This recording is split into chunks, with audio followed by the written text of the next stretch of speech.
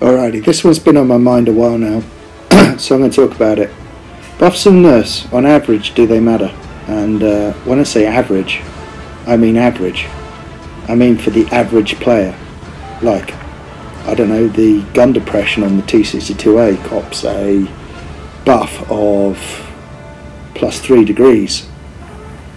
For the average player who doesn't understand gun depression or where to put a medium or a light tank or whatever, does it make any difference? And I think on average, not. An average is the word. So I'm going to play a couple of games as background to my thoughts on it. And they're very deliberate couple of games. So the first game I'm going to play is in the Tiger II. And you're already getting me, I hope. So the Tiger II has been massively buffed recently. And that is because in the arms race of Blitz, it got left behind. Not that it was ever strong to start with, but basically it got left behind by a lot of tanks. Not only had its tier in the tech tree, but more importantly, the whole power creep that you see in tier 8 heavy tanking. So they buffed it, and arguably they overbuffed it. I mean, the bottom plate is stronger than on the E75. That's silly. By the way, that was quite funny there. That AMX and I just traded shots because we were both changing up to Pramo just to shoot each other, which is, you know, says it all about where we've all ended up as a community of gamers, really. But there you go. So the Tiger II, yes, it's been buffed and it's become more competitive, and that's absolutely fine.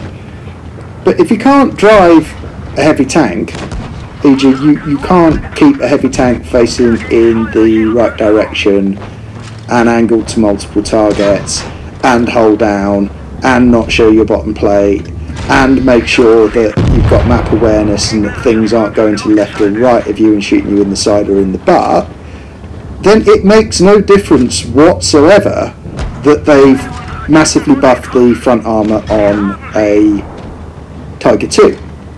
So better players will now get a higher win rate in the Tiger II, no doubt, because they know how to play it, they know how to front it up, they know how to keep it in a straight line. If you've not learned the fundamentals of Blitz, not just how to drive a heavy tank, but also how to position yourself on a map awareness, where the enemy are, you've got no strategy when you go into a game, then simply buying a Tiger II because you think you're invincible and pushing at the enemy, it is going to do nothing for your win rate. Well, maybe it will do something for your win rate. You might die less early, you might get a bit more damage, and if you stay in the game longer, then the team probably has a higher probability of winning. But overall, it's not going to see you go from a 40-something% player to a freaking super unicom overnight just because they buffed the Tiger II. So that's kind of the thing, isn't it? And also, I mean, let's be honest, if you get in situations like this, you get in games like this whereby you're playing ratings and yet and yet your team is, I mean, it's T43 in my arse now, that was going to happen. I shouldn't have come down here and tried to help that kid who died. But if you get in situations like this with amazing exploding teams, and you'll see the damage at the end.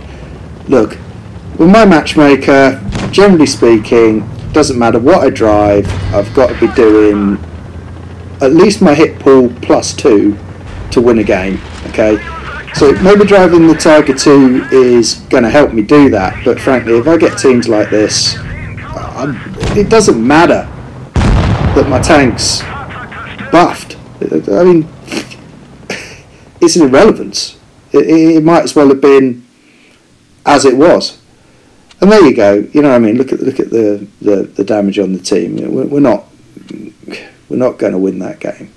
So that's the Tiger II. So did the Tiger II buff do me any good there?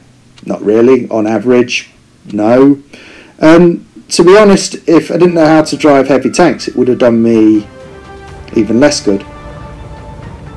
So let's take a tank like the T43. Now, the T43, do not get me wrong, is a very good tank, and there's a lot of people out there who love the T43, and there's a lot of people out there who don't.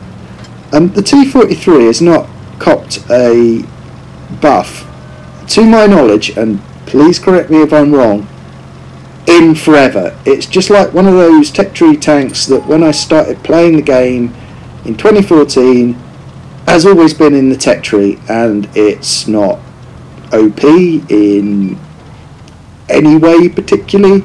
It does an awful lot of good things. It does an awful lot of good things well, but not exceptionally. It has a gun which has unexceptional pen. It has not that much gun depression. It's pretty damn mobile. It has good DPM. It has a reasonable camo value. And you could look at it, you know, all this crap. I guess it gives YouTubers something to talk about every time something comes a buff or a nerf. I mean, I do it. But really, does the T43 need a buff? Has it been power crept out the game? Look, the answer, I mean, look, you know, aim for the hatch, it doesn't go through. That's not the T43's fault. That's me being crap. Does it need to cop a buff then? You know, with all this power creep and arms race and stuff going on, the answer, and this is where I'm coming to with this video, is resoundingly no.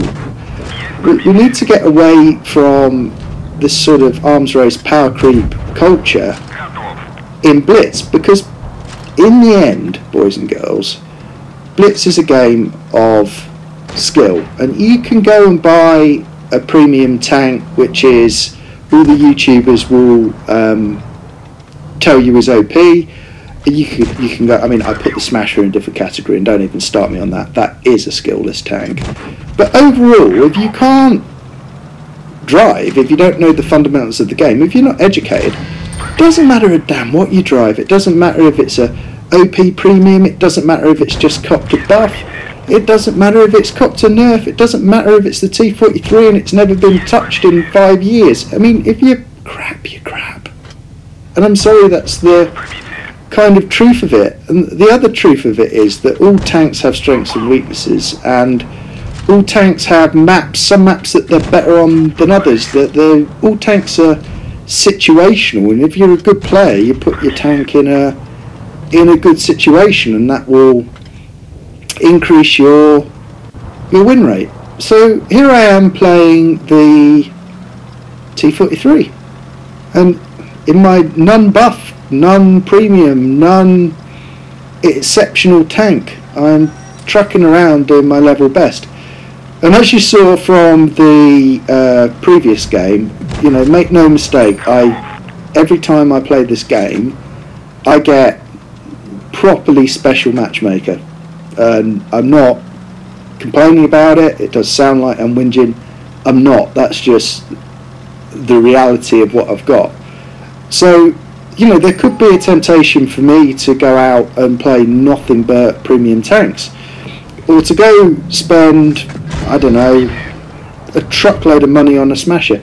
I'm not going to do that, and the reason for that is I want to kind of win honest. I want to win not because my tank's been buffed, or not because it's an OP premium I've spent 38 quid on, or like a Badger or something.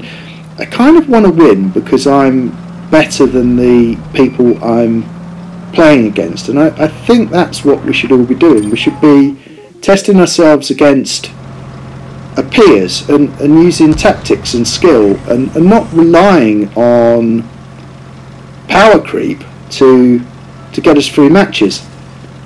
I've been sort of watching. I was watching Littlefinger's live stream the other day, and the first sort of 5 games he played were with him and his mate in a Smasher and a HTC. And I'm there going, I know you're doing a live stream and you don't want to be embarrassed by like losing a load of games, but I really would rather you weren't just playing premium tanks the whole time. You know, play some freaking tanks where you got to use some skill to get somewhere in them, and show yourself getting smashed and destroyed, and you know the mistakes that you're making, because even the best players make mistakes, and if you're doing videos, then like show your mistakes so people can learn from them. Here we go. So this is the T43. I'm now 1 against 3, and I'm going to get quite a lot of advice in chat, which is absolutely great. Really kind of quite annoying, really, when I'm sort of trying to do my best to concentrate, and I'm basically hoping that they're going to cap, and this is just a bit of old age deceit and treachery to basically make them push me, try and get myself in a position whereby I can do some kind of, you know, hopeful last stand. I get the Hellcat out the game, that's all good. I get the AMX in a second. You can see I'm trying to play honestly as well. I'm trying to fire AP, not just, you know, spamming Pramo at things. I am going to turn up to finish that kiddie off. And I've now just got the Panther, and, you know, the whole thing's, you know, kind of a big ask. But I don't need the T43 to be buffed. I don't need to lead a call for the buffing of the T43 here. You know, if I had less gun depression there, you know, more gun depression, I could get easier shots into the Panther. But kind of the fun of it is that I'm having to work at it. I'm really having to work at it. And, you know, the Type 62 is giving me all sorts of good advice here. But, you know, I know that I'm angled. I know this guy's going to come, and I know that I can finish him from there. So overall, nerfs and buffs, you know, unless Wargaming get a tank fundamentally wrong from the off, like the Smasher, which needs a nerf because it's a skillless tank. But overall, my best advice, I think, is leave it alone, because if it ain't broken, the T43 ain't broken, the Tiger II, it doesn't make any difference, to be quite honest. If you can't play a heavy, you got no map awareness, buff's going to do you no good anyway. Stop power creeping the game, Wargaming, and just, you know, educate people so they can play with skill. Anyway, that was interesting. Thanks a lot. Bye.